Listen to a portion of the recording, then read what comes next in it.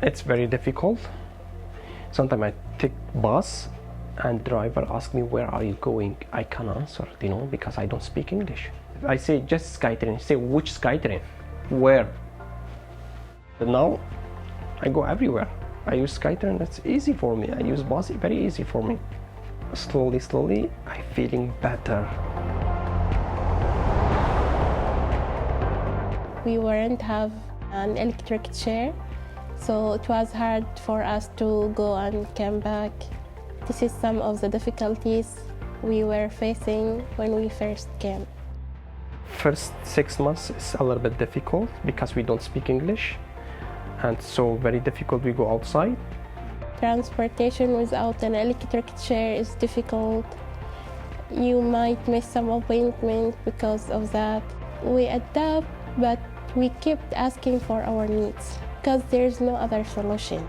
Refugees with physical disabilities can still drive their cars safely in BC, whether they previously drove a car in their home country or want to learn driving here in BC.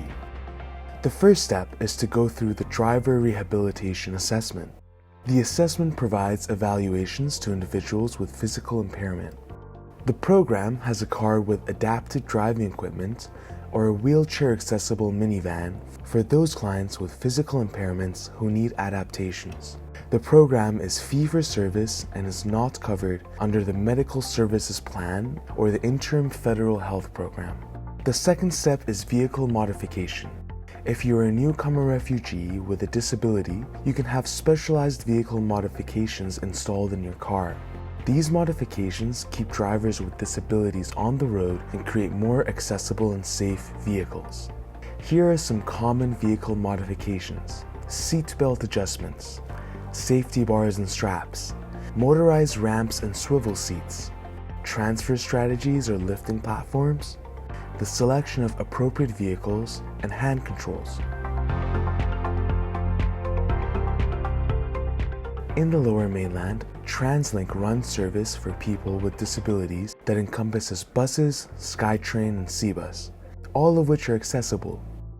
In the rest of BC, the service is run by BC Transit together with the regional governments, offering municipal bus such as Handy Dart, a door-to-door shared transit service for people with disabilities, BC Ferries with access to Vancouver Island, airplanes with accessible aisle chairs.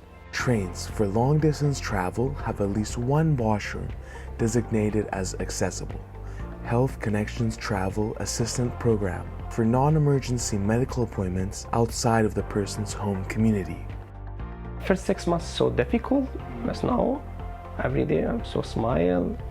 I go out, I do a lot of things. I'm so happy I'm meeting my people from my back home. Sometimes I'm SkyTrain, some people say, hey, are you Kurdish? Yeah, I talk phone, I say, yeah.